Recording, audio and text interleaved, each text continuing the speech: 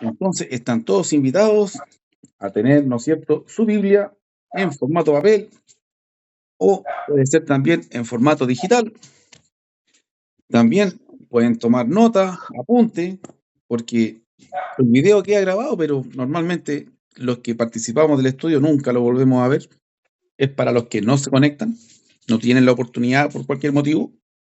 Así que el secreto, lea por usted mismo en su Biblia, ya sea celular o en libro, y anote una idea, anote lo que le llama la atención, anote un versículo.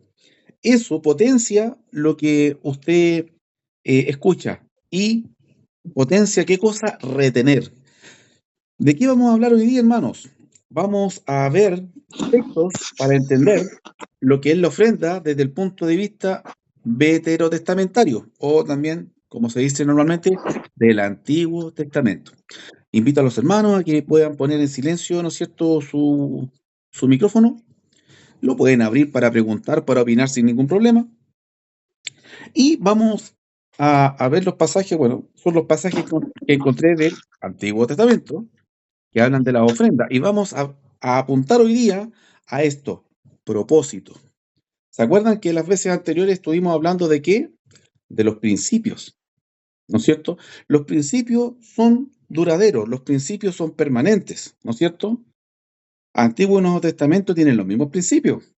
Son los principios de, por ejemplo, santidad, justicia, etcétera. Son principios.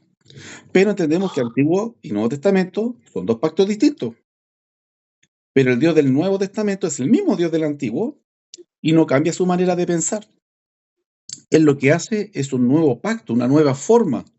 ¿Para qué? Para vivir en los mismos principios, santidad, justicia, etcétera. Entonces, nosotros vimos las veces pasadas lo que eran los principios de la ofrenda, ¿no es cierto?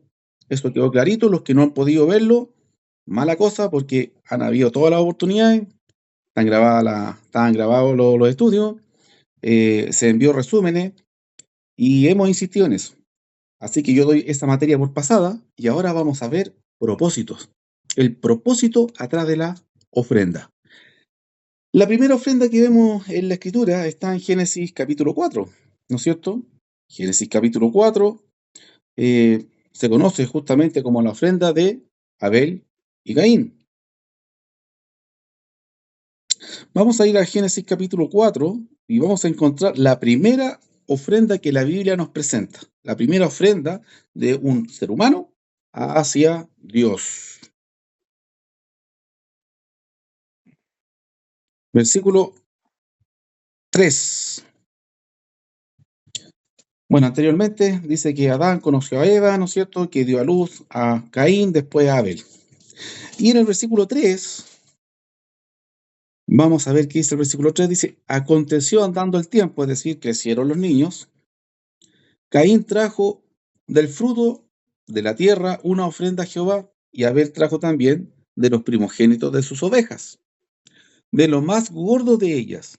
Y miró Jehová con agrado a Abel y a su ofrenda, pero no miró con agrado a Caín y a la ofrenda suya.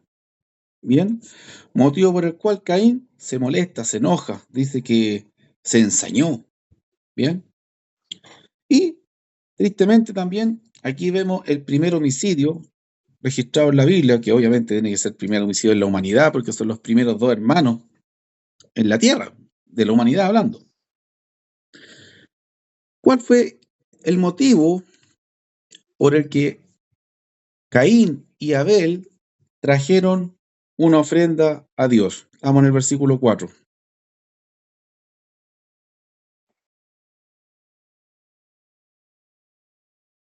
De a uno nomás.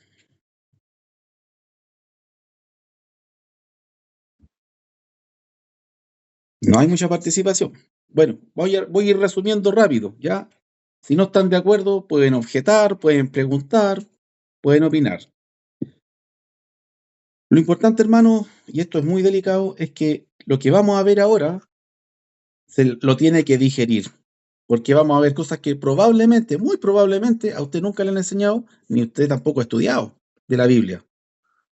Y eso lo veo en el mal o pésimo entendimiento que hay de lo que es la ofrenda bíblica en las distintas iglesias. Y estoy hablando prácticamente de todas las iglesias de Cristo, de todas, por lo menos en Santiago y también fuera. Bueno, hoy día, o por lo menos en este estudio y los próximos dos, que son los últimos de este año, vamos a entender bíblicamente el propósito de la ofrenda. Bien, ese es el desafío. Bueno, aquí a Abel y Caín, Dios no les pidió que trajeran nada, nació de ellos, pero ellos buscaban un propósito. El propósito que obviamente buscaban con traer una ofrenda fue agradar a Dios. Ellos presentaron según lo que tenían. Dicen que Caín, ¿no es cierto?, era sembrador, labrador, y trajo de los productos de la tierra. Y Abel era pastor, así que trajo lo mejor de sus animalitos. Y no vamos a entrar mucho en detalle, Primera de Juan lo enseña con más detalle. Dios no le importa tanto lo que traemos a Él, sino que Él ve lo que está en el corazón cuando traemos algo a Él. Y, en pocas palabras, Caín fue reprobado. Dios no vio con agrado, dice la ofrenda de Caín. Primera de Juan lo explica bien. ¿Por qué? Porque sus obras eran malas. Dice que él no tenía buenas obras. Entonces, usted no gana nada con traerle una tremenda ofrenda, ¿no es cierto?, al Señor, pero tener un corazón malo, tener malas intenciones, ser injusto, etcétera. No gana nada. Dios no va a ver con agrado esa ofrenda, no importa cuánta cantidad, no importa lo que sea.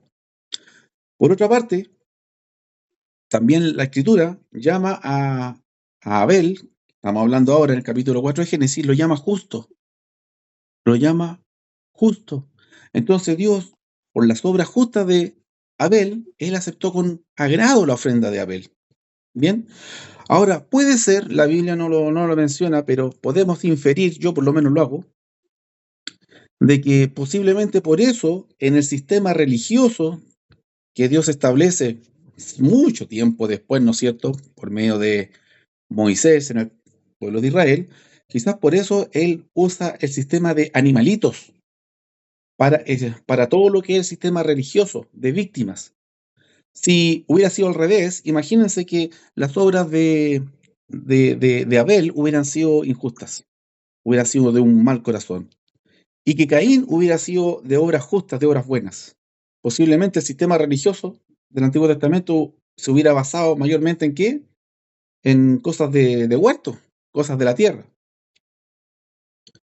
Nadie lo afirma ni lo niega en la Biblia, pero aquí tenemos la primera ofrenda y justamente hay una conexión en que el sistema religioso del Nuevo Testamento se basa en animalitos. Y vemos que Abel trajo lo mejor de lo mejor de sus animalitos para ofrecerlo a Dios. Posiblemente ahí yo por lo menos veo una conexión. Si usted no la ve, no pasa nada. No importa, no afecta en nada a la doctrina. Entonces, lo primero a entender de que Dios no les pidió nada a ellos. Ellos trajeron porque quisieron, pero Dios uno la vio con agrado y la otra la vio sin agrado. ¿Cuál era el propósito? El propósito era agradar a Dios. En uno se agradó y en el otro no se agradó. ¿En cuál se agradó? En el que trajo una ofrenda con obras justas, con una vida de buenas obras, un corazón, ¿no es cierto?, bueno, en pocas palabras. Eso es la primera vez que Dios menciona en su palabra lo concerniente a una ofrenda. ¿Y por qué ofrenda? Insisto, porque Dios no se los pidió. Si Dios les hubiera dicho, ustedes tráiganme lo mejor que tenga cada uno, ya no es ofrenda, porque se lo está pidiendo Dios, es un mandamiento. ¿Bien? Y eso apunta a los principios de la ofrenda que ya estudiamos. Nos vamos a pegar un salto al siguiente libro, que es Éxodo, en el capítulo 25. Para no estar explicando cosas de más, hermanos, con toda confianza, hay alguien que no tiene mucho conocimiento de lo que fue el tabernáculo en el Antiguo Testamento. ¿Hay alguien que no entiende lo que es el tabernáculo en el Antiguo Testamento? Para hacer un pequeño resumen. Si nadie habla, entiendo que todos son magísteres en tabernáculo. ¿Ya? Listo. Todos lo entienden. Perfecto. Yo Entonces, Hermano, yo tampoco, ya, hermano. no entiendo. ya, Por la eso estoy hermana preguntando. Vale, ya, perfecto, no hay problema. Yo Sebastián, igual. tampoco, Perfecto. Aquí estamos para yo aprender. tampoco. Amén. Sí, aquí estamos para aprender. Muy bien. El tabernáculo, queridos hermanos, fue algo que nació del corazón y de la mente de Dios. Y era, para que lo entendamos rápido, una carpa. Pero era una carpa que se podía desarmar y rearmar. ¿Ya? Esta carpa fue detalladamente indicada por Dios cómo tenía que ser. Básicamente era un cuadrado, ¿no es cierto? Y ahí estaba todo lo que tenía relación con lo que los sacerdotes movían para hacer todos los oficios religiosos, para el tema de ofrendas, para el tema de víctimas, para el tema religioso en general, ¿ya? Entonces el tabernáculo era una tienda que los levitas, porque ellos fueron nombrados como sacerdotes, los levitas, una de las tribus de Israel, los levitas, ellos fueron designados para armar y desarmar el tabernáculo. ¿Por qué lo tenían que armar y desarmar? Porque ellos iban a atravesar, iban a llegar, ¿no es cierto?, en 40 días al lugar que Dios les prometió. Pero dado que no le creyeron a Dios, al contrario, en vez de decir, que bueno, esta va a ser la tierra que Dios nos dio, ellos dijeron, en esta tierra que Dios nos lleva, se van a comer a nuestros hijos como alimento. Y a nosotros nos van a matar, en pocas palabras. No le creyeron a Dios. Entonces Dios les dijo, bueno, como ustedes no creen que yo soy poderoso para poderles dar esta tierra, ninguno de ustedes va a entrar. Solamente Caleb y Josué, que fueron dos espías de los enviados, de los 12 espías, esos dos fueron los únicos que entraron porque fueron los que creyeron, y los demás murieron todos en el desierto. Motivo por el cual los 40 días se transformaron en 40 años. Así que durante 40 años andaban armando y desarmando esta especie de carpa, este tabernáculo, en donde se hacía todo lo relacionado con lo religioso, ¿ya? ¿Y por qué Dios escoge a los levitas? Porque fueron los únicos que no adoraron la imagen de oro, el becerro de oro. Esa historia sí que se la saben porque han visto la película, ¿no es cierto? Bueno, de todos los israelitas, a excepción de los levitas, adoraron esa imagen. Los levitas no lo hicieron. Por eso Dios dijo, ustedes que no adoraron esa imagen de un falso Dios, ustedes van a oficiar, ustedes van a tener el honor de ser los encargados en todo lo relacionado con lo religioso. Entonces los levitas, los sacerdotes, eran los que enseñaban, los que recibían la ofrenda, los diezmos, los que hacían los sacrificios de animales, etc. Todo eran los levitas. Solamente ellos podían tomar o tocar las cosas relacionadas con los utensilios y el tabernáculo mismo.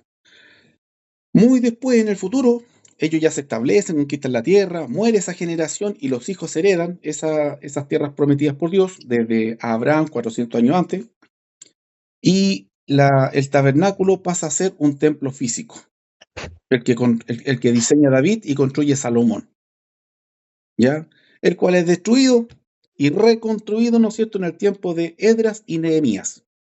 Y nuevamente en el año 70 después de Cristo, anticipado por Jesucristo, ese templo vuelve a ser destruido porque ya no tenía objeto, no tenía propósito.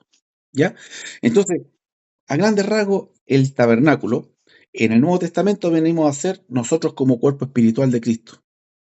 Hay una analogía tremenda. Nosotros somos, ¿no es cierto?, en donde Dios mora, porque en el Antiguo Testamento Dios moraba simbólicamente en el tabernáculo, pero ahora el Espíritu de Dios mora en los cristianos. Dios mora en medio de su pueblo, en medio de su iglesia. Entonces, el tabernáculo hoy somos nosotros. Bien, Dios no habita en templos hechos por mano humana, sino que en los que son sus hijos, en los que han sido hechos discípulos del Señor Jesús, cristianos.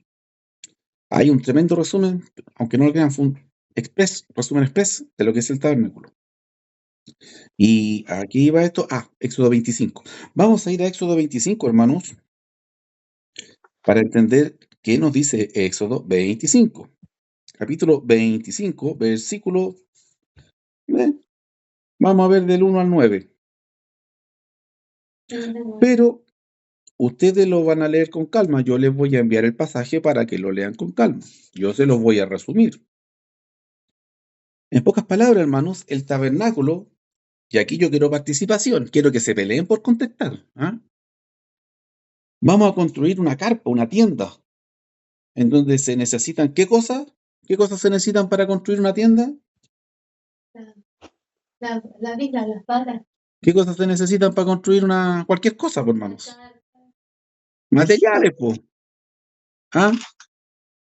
Materiales, ¿no es cierto? Y el tabernáculo no era una carpa de circo, porque no se vayan a quedar con la idea de una tienda así como una carpa, así como media gitano. No, no. Era una tienda de lujo, lino, lo mejor en telas, oro y más oro, las maderas más finas. Entonces, en Éxodo 25, del versículo 1 al 9, se le solicita al pueblo ofrendar materiales. Y ahí el pueblo empieza a traer oro, empieza a traer madera, empieza a traer cuero, empieza a traer lino, cosas de alto valor. Ahí, por favor, si lo ponen en silencio en donde hay ruido. Entonces, del 1 al 9, Moisés, instruido por Dios, solicita donaciones. Y las donaciones las conocemos como ¿qué, hermanos? ¿Cómo qué las conocemos las donaciones? ¿Con qué palabra? Algo que se da voluntariamente. ¿Lo conocemos como qué? ¿Como diezmo? Ofrenda. Amén, hermano Esteban. Llevamos 15 minutos y ya están todos durmiendo. Ya, pues, hermano, atento. Hermano, yo tengo una pregunta sobre el tabernáculo. Ya, que tenga relación, bien, diga. Yo tengo una duda. El tabernáculo empezó como, o sea, perdóname de pronto si me equivoco en la palabra, a funcionar dentro del pueblo de Israel antes o después de los mandamientos. Los 10 mandamientos están en Éxodo 20. Y aquí O sea estamos que en fue, Éxodo 25. Así que ya hace 5 capítulos que pasaron los 10 mandamientos. ya listo, es que tenía la duda, hermano. Muchísimas ¿No? gracias. Bien, resuelto. Entonces, como dijo ya nuestro hermano Esteban, para construir cualquier cosa necesitamos materiales. Y para construir una tienda de lujo, en donde iba a morar la presencia de Dios, donde todo iba a ser con las mejores telas, todo de oro, con las maderas más finas, etcétera, se pidieron donaciones, es decir, lo que nosotros conocemos como ofrendas, ¿ya? A ver, vamos a ver, ¿dónde está la palabra ofrenda? En el Éxodo 25, en los primeros 9 versículos. Versículo 2. Di a los hijos de Israel que tomen para mí ofrenda de todo varón que la diere de su voluntad, de su corazón tomaréis mi ofrenda. ¿Cómo era la cosa? De su voluntad, de su corazón. O sea, el que no quería dar, no daba. Pero ya entendemos el problema que hay con no querer dar ofrenda. Eso ya lo estudiamos. ¿Qué ocurrió? Ocurrió que trajeron muchas ofrendas. E inmediatamente ocurre que se suspende la ofrenda más adelante. Dios dice, ya, hay mucha ofrenda, así que vamos a dejarlo hasta aquí. ¿Mm? Yo estuve estudiando ese pasaje aquí, capítulo 36, los primeros 7 versículos, hermanos, ¿ya? Para el que quiera estudiarlo después, yo voy a enviar los pasajes que estoy mencionando ahora, te los pueden ver con calma, ¿ya? Entonces, del versículo 1 al 7 del 36, se suspende la ofrenda. Versículo 5, por ejemplo. Y hablaron a Moisés diciendo, el pueblo trae mucho más de lo que se necesita para que la obra de Jehová se haga. Entonces Moisés mandó a pregonar por el campamento diciendo: ninguna hombre ni mujer haga más para la ofrenda del santuario. Así se le impidió al pueblo ofrecer más. Dos cosas importantes que vamos a rescatar, hermano. La ofrenda para el tabernáculo era solamente de hombres, o podían también las mujeres dar ofrenda. Buena pregunta. Vamos a dejar el estudio hasta aquí para que estén más descansaditos para el otro jueves. Ya, pues hermano, estoy hablando solo. Si yo también estoy cansado. Y después del Hermano, estudio tengo que trabajar también. ¿Todo? Ya, hermano, hermano, no me importa quién, busquen, por favor, De varones. de Éxodo. hombres, claro. No, hermano, no vamos a ver ni la mitad de lo que yo quiero mostrar, pero me importa que entendamos. El primero que encuentre, Éxodo 36, versículo 6, lo lee, por favor. Vamos a poner en pausa el video, por favor. A ver. Entonces Moisés, dando pregonar por el campamento, diciendo: ningún hombre ni mujer haga más para la ofrenda del santuario. Perfecto. Así se le impidió al pueblo ofrecer más. Entonces, ¿a quiénes se les prohibió traer más ofrenda? Al pueblo. Pero al pueblo, ¿los hombres del pueblo o a los hombres y a las mujeres del pueblo? A todos. Ah, bien, Hombre y mujer. ahí dice, ¿no es cierto? Ningún hombre ni Claro. mujer. Entonces, las ofrendas para el tabernáculo las traían hombres y mujeres. Y cuando ya había lo suficiente, Moisés dijo: no traigan más, estamos listos.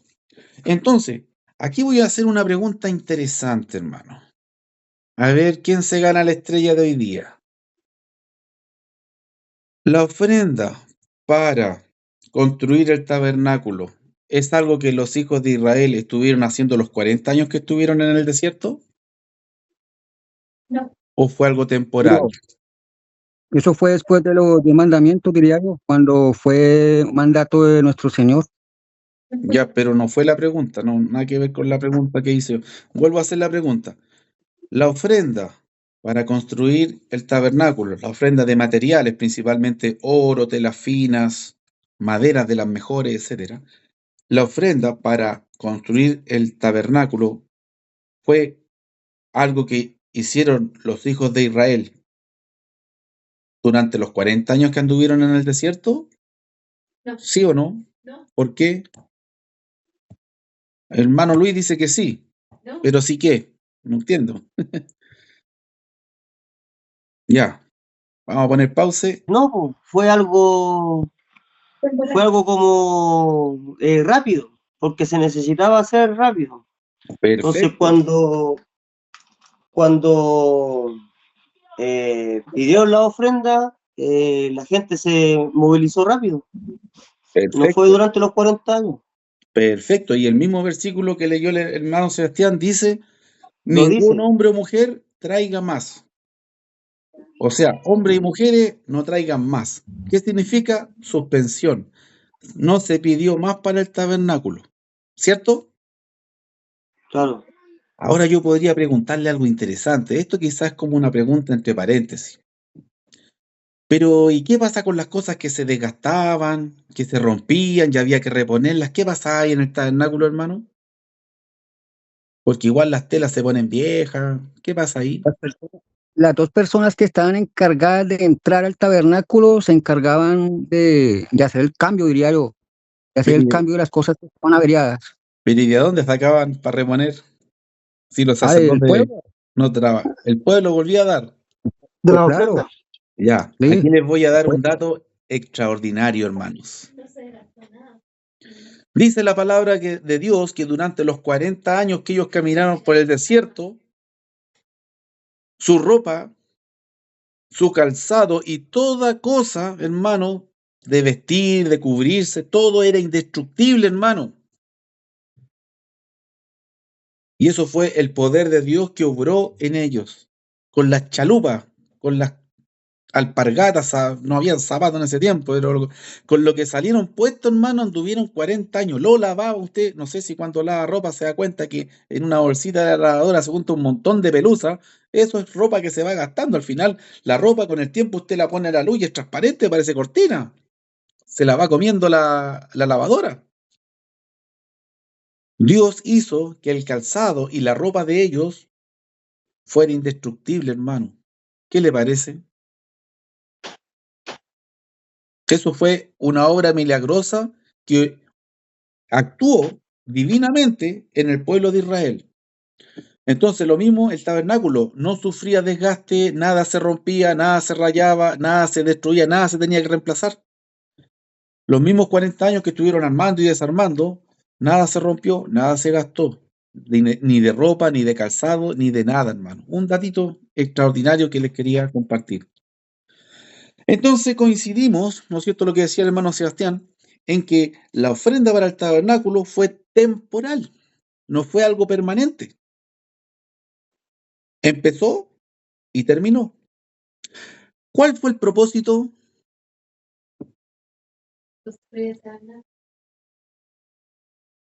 ¿Cuál fue el propósito, hermano? Que alguien me conteste, por favor.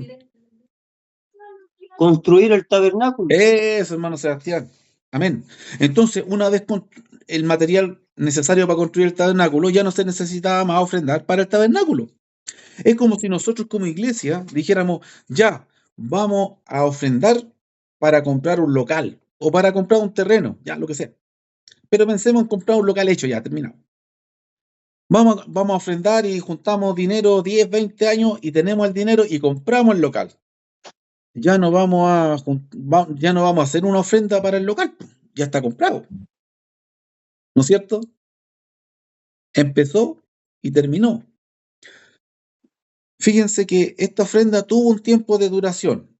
¿Cuánto? No sabemos. Puede haber durado un par de días, un par de semanas, no sabemos. Pero empezó y terminó. Si nos devolvemos a la ofrenda de Abel y Caín, fue una ofrenda del instante, del momento. Fue puntual, fue eso. ¡Pum! Cada uno ofreció lo mejor que tenía. Uno de lo que eran sus labranzas, otro de lo que eran sus rebaños. Ahí está, se acabó. Puntual. ¿Podríamos hablar de una ofrenda de corazón, hermano? Sí, no, si nadie pone en duda eso. Yo estoy poniendo énfasis en lo que es la escala temporal. ¿Ya? Bien, creo que eso está entendido entonces. Y vamos a terminar con el libro. Bueno, me gustaría ver Malaquías también, pero ¿cómo estamos? Sí, vamos a esforzarnos, hermano. Vamos a ir a Levítico. Y vamos a rematar con un pasaje de Malaquías. Capítulo 3, ¿no es cierto? Vamos a ir al Levítico y vamos a ver el capítulo 1, 2, 3, 4 y 5. Vamos a estar aquí hasta las 12 de la noche. No, vamos a hacer un súper resumen, hermano. No se asuste. De hecho, yo ya lo tengo hecho. Lo voy a mencionar. Pero quiero que usted en su Biblia vaya, en lo posible, a Levítico capítulo 1. Bien. Mire, si usted ya está encontrando el capítulo 1, por favor, el que encuentre el capítulo 1, que lea el versículo 3. Voy a poner en pausa. Ya, hermano Henderson, lo encontraste rápido, por favor. Ya lo tenía acá listo. Ah, perfecto.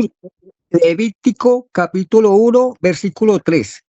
Si su ofrenda fuera holocausto de ganado vacuno, ofrecerá un macho sin defecto de su voluntad, lo ofrecerá a la entrada del tabernáculo de reunión delante de Jehová.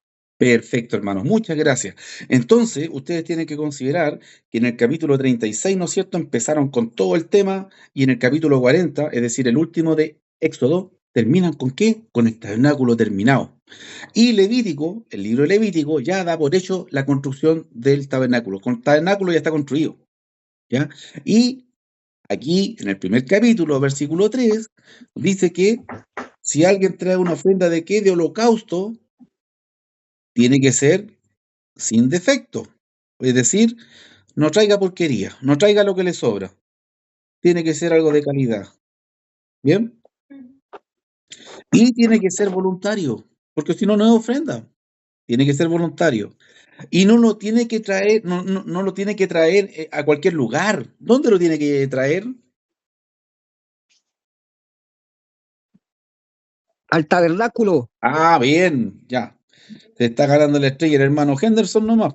Y el hermano también ha aportado harto, el hermano Sebastián. Muy bien. Ya, pues ganen. ¿Quién se va a ganar la tercera estrella? Son 3 estrellitas. Entonces, fíjense las 3 características, hermanos. Voluntario, tiene que ser algo de calidad y tiene que ser en la puerta del tabernáculo. ¿Por qué en la puerta? Porque no podían entrar al tabernáculo las personas que no eran levitas, que no eran sacerdotes. Solamente se podía llegar hasta la puerta. ¿Bien? Y esto es la ofrenda de holocausto. ¿Quién sabe lo que es un holocausto? O mejor dicho, ¿hay alguien que no lo sepa y lo explico rapidito? Yo tengo una idea, pero me gustaría que lo explicara mi hermano. La pregunta fue si alguien sabe. Ya, no importa. Aquí, Entonces, mi aquí hermano, estamos, aquí estamos para aprender. Mire, yo estuve estudiando un poquito y holocausto viene del hebreo olash. Y olash significa que sube. ¿Qué se le ocurre a ustedes que sube? ¿Qué se le ocurre el a humo. ustedes? El humo. Pero cuando hay humo, tiene que haber fuego. Entonces, el holocausto, para que usted lo entienda rápido, era un asado.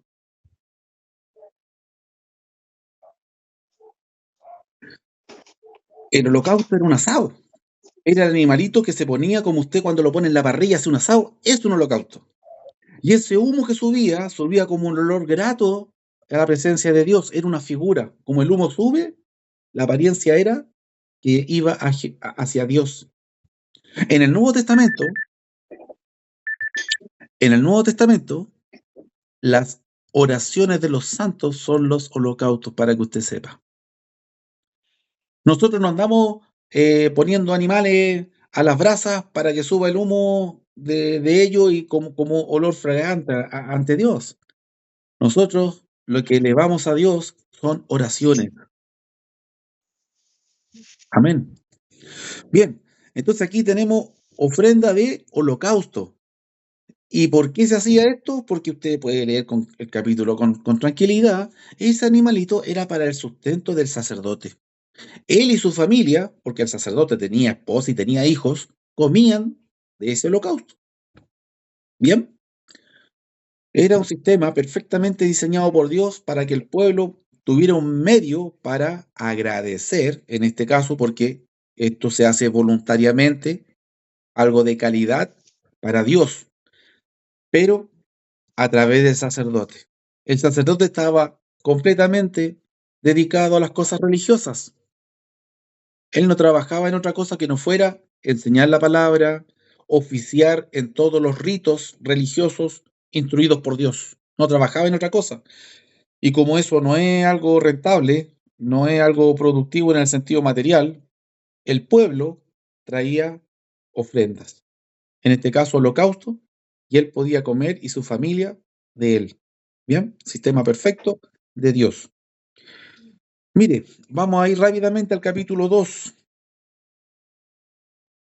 ¿Quién me lee el versículo 1, por favor?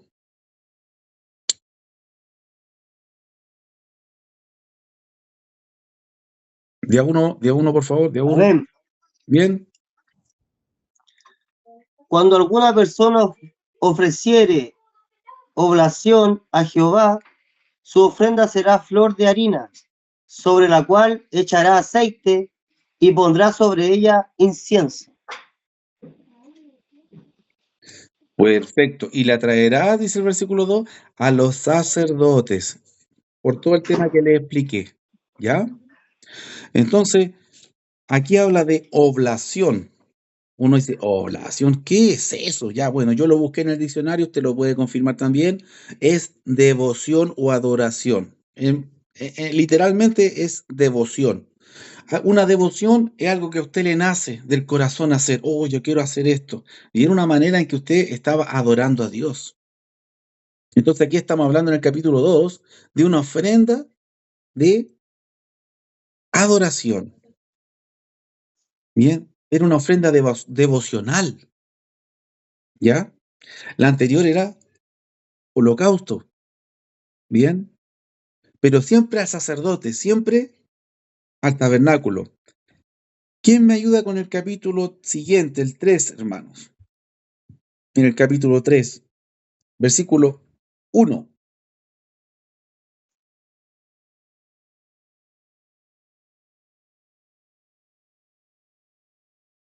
Yo, hermano, lo leo Ya, por favor. de inmediato.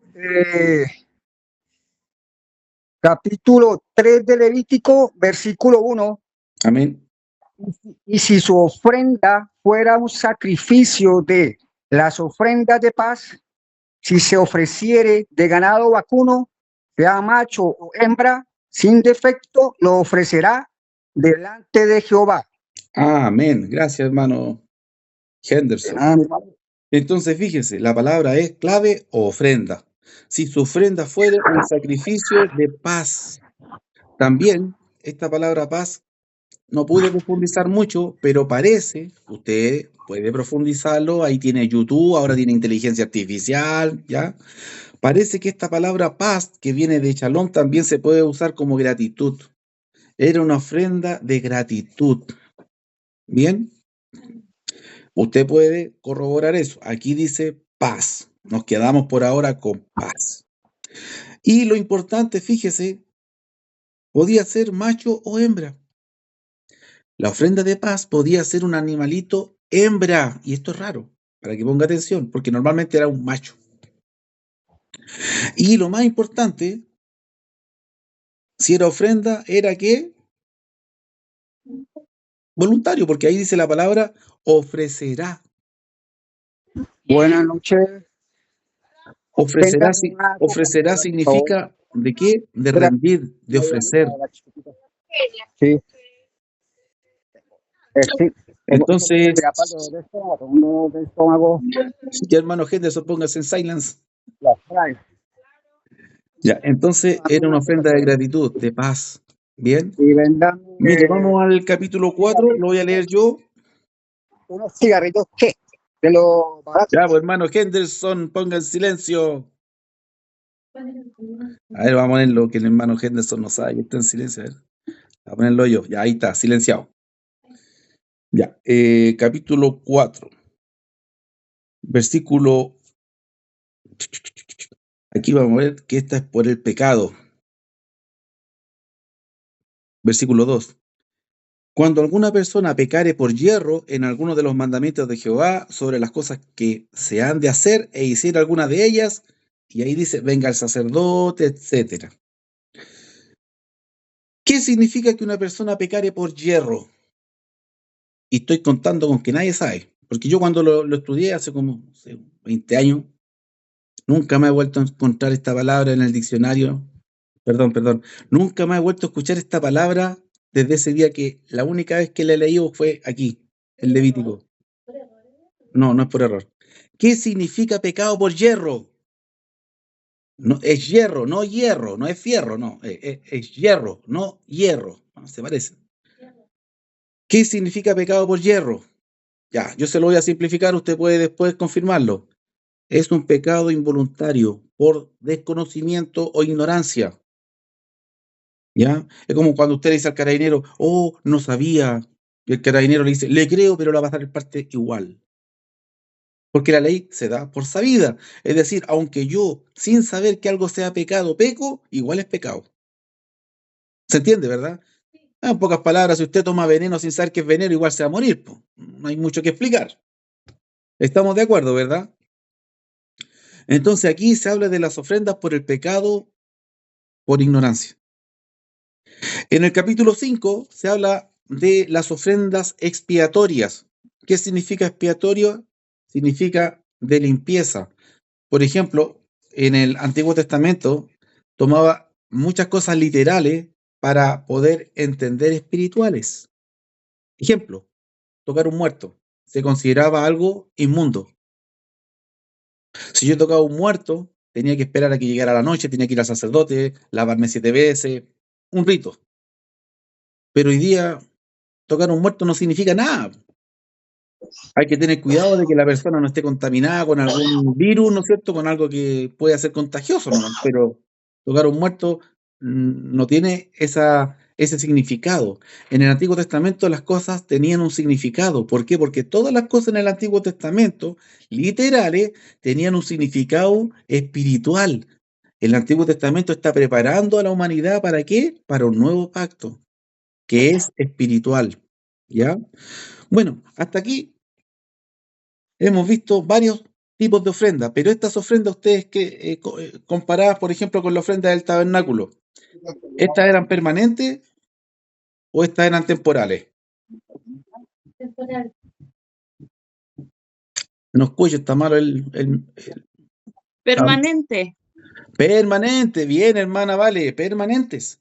Porque si se dan cuenta, el motivo no está condicionado a una circunstancia. Por ejemplo, ser agradecido. Ser agradecido. O sea, si yo tengo que llevar una ofrenda porque me siento agradecido con Dios, ¿eso va a ser una vez o dos? ¿O es permanente? Siempre. Eso, ¿eh? Entonces, esa ofrenda iba a ser permanente. Entonces, ¿qué vemos en el Antiguo Testamento? Ofrendas que son permanentes y ofrendas que son temporales. La ofrenda del tabernáculo, por ejemplo, una ofrenda temporal que empezó y terminó, porque se cumplió el objetivo. El objetivo era construir el tabernáculo. Las ofrendas que eran por otro tipo de motivos, como por ejemplo el pecado por ignorancia, gratitud, por la paz, etcétera, son permanentes. Porque siempre vamos a estar cometiendo un pecado por ignorancia, siempre vamos a estar agradecidos de Dios. Y el sacerdote, recuerden lo que yo les enseñé, el sacerdote tenía que comer siempre, o sea, todo lo que le llevaban al sacerdote, ya sea un animalito, harina, todo eso que estuvimos leyendo y que ustedes pueden ver con detalle cuando quieran, ahí está el Levítico, los primeros 5 capítulos, era para el sustento de los que oficiaban en el tabernáculo.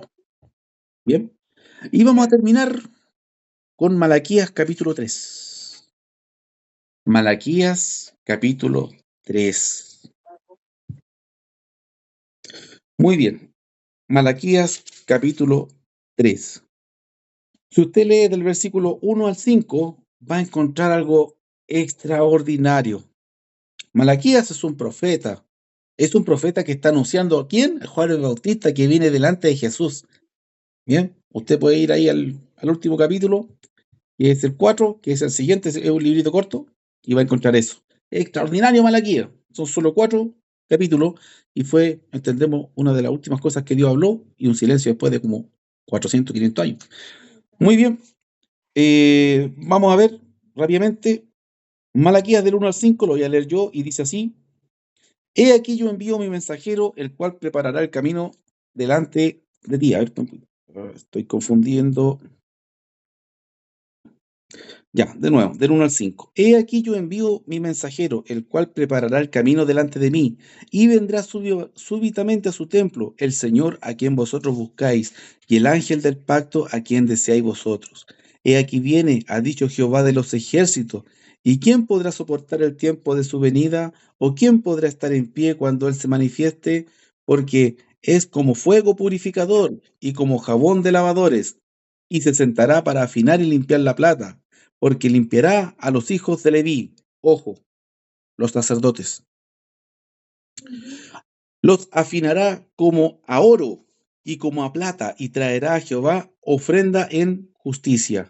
Y será grata a Jehová la ofrenda de Judá, de Jerusalén y de Jerusalén, como en los días pasados y como en los años antiguos. Todo esto para rescatar ofrenda en justicia, hermano. ¿Por qué la ofrenda de Abel fue acepta y la de Caín no? Nos enseña Juan en su epístola, ¿no es cierto? No en el Evangelio, sino en su epístola, que es porque sus obras eran malas.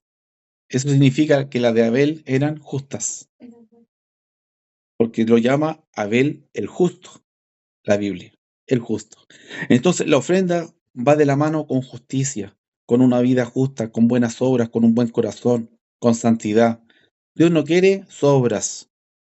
Dios no quiere lo que le sobra, así como, no, a ver, esto está picadito, malito, no me sirve. No, uno da ofrenda lo que a uno le gustaría, lo mejor, ¿no es cierto? Y aquí está hablando de que tiene que ser una ofrenda de justicia. La mayor ofrenda, hermano, que podemos darle a Dios es una ofrenda de justicia. Y esa ofrenda de justicia fue Jesús. Porque está hablando de eso. Usted, si se da cuenta del versículo 1, lo puede leer de nuevo para entender eso. Pero Jesús como ejemplo para nosotros, los sacerdotes del nuevo pacto. Los cristianos son todos sacerdotes del nuevo pacto. En el Antiguo Testamento no había ningún sacerdote que no se supiera perfectamente la ley de Dios. En un pacto superior, que somos nosotros, el nuevo pacto, supuestos sacerdotes, ¿no es cierto? Según la palabra, deberíamos ser expertos en también la voluntad de Dios. Y del versículo 5, perdón, del versículo 5, 6, el 6, sí, del 6. Del 6 al 10, me faltó leer el 5 anteriormente, pero no, igual rescatamos lo importante. Del versículo 6 al 10, te puede leer hasta el 12 si quiere, pero del 5 al 10 ya queda claro. Este es un versículo, un pasaje súper citado por los pastores que exigen el diezmo. De que el que no trae el diezmo le roba a Dios. Vamos a ver dónde sale eso. Versículo 8. ¿Robará el hombre a Dios? Pues vosotros me habéis robado. Y dijiste, ¿en qué te hemos robado? En vuestros diezmos y ofrendas. En vuestros diezmos y ofrendas. Y ahí, puros palos nomás. Lo vamos a dejar como parte del Antiguo Testamento. Es una reprimenda terrible. ¿Por qué? Porque no estaban trayendo ofrendas cuando podían y debían. ¿Tenían motivos para traer ofrenda? Sí. El diezmo era un mandamiento. Pero hoy entendemos que ya no corre el régimen de diezmos. Sin embargo, porque todo está en un contexto, y aquí yo voy a hacer una pregunta para ir terminando, hermanito. Estuvo bien denso el estudio con el favor de Dios hoy. ¿Ustedes diezman o no, hermanito? A ver, ¿alguno de ustedes diezma? No. Por mi diezman, parte no, hermano. si diezman, pues. ¿Ustedes nunca han dado una propina? Nadie, nunca, ninguno de ustedes alguna vez han dado propina. Qué feo. Bueno, la propina es cuando a usted le sale 5.000 pesos y le piden el 10% de propina, 500 pesos. Cuando le piden la propina, el 10%, ¿qué es lo que le están pidiendo? El diezmo. Y el diezmo era antes de Israel y después de Israel. Entonces, es una cosa cultural, ¿ya? Pero cuando nosotros damos propina, que es el diezmo, que fuera del contexto de iglesia, también es voluntario. Porque uno puede decir, no te doy propina porque me atendiste mal, la comida estaba mala, te demoraste mucho, lo que sea. Está en su libertad de dar o no propina, que viene a ser la 10ª parte del valor, o sea, el diezmo. Usted cada vez que da propina, diezma para que sepa. Pero en el contexto de iglesia, ¿no es cierto? Este pasaje no aplica, porque está hablando del sacerdocio israelita. En el Nuevo Testamento, sí. Bueno, el estudio de hoy, hermanos, para concluir, el estudio de hoy, para concluir, apuntó a los propósitos. Vimos varios propósitos. Dependiendo del propósito de las distintas ofrendas, hay ofrendas que fueron temporales y otras que fueron permanentes. Amén.